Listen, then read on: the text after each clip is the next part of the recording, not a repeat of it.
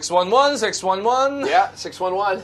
The 11th of June, Yep. Wednesday, Let's Go is back. Yeah, let's go back in action, and it is the post-filibuster era, so to speak.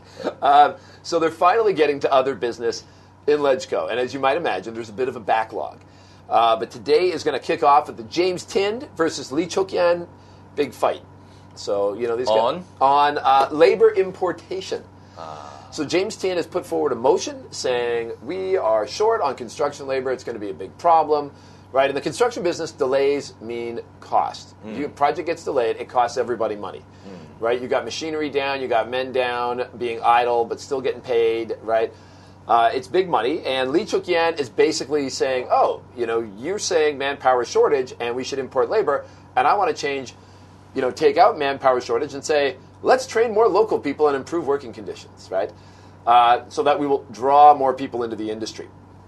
So basically he wants to completely change the meaning of the motion from bring in more people to don't bring in more people. And so that's going to be the big showdown today in LegCo. All right.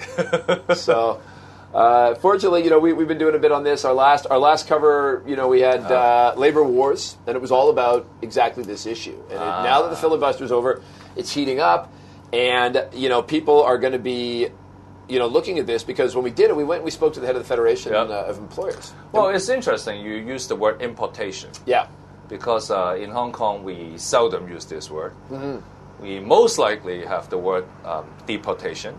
yeah, when it comes to people, right? Yeah. Deportation, we bring people out. So, so it's not exploitation.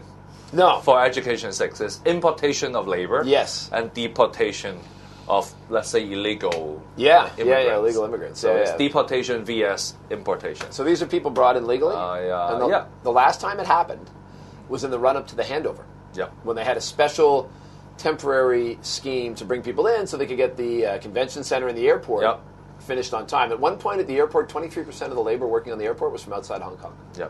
So it was quite a lot. And the industry now is saying, and mind you, that was the colonial days. Yes, it was. Yes, it was. The government pretty much just went ahead. Yep. So we'll see how it plays this time, because like, we were talking to the guy from the Federation of Employers. We're like, when was the last time you guys got something you wanted? And he really had to like rack his brains. And he finally came up with this like, oh yeah, before the handover when we got this temporary importation scheme.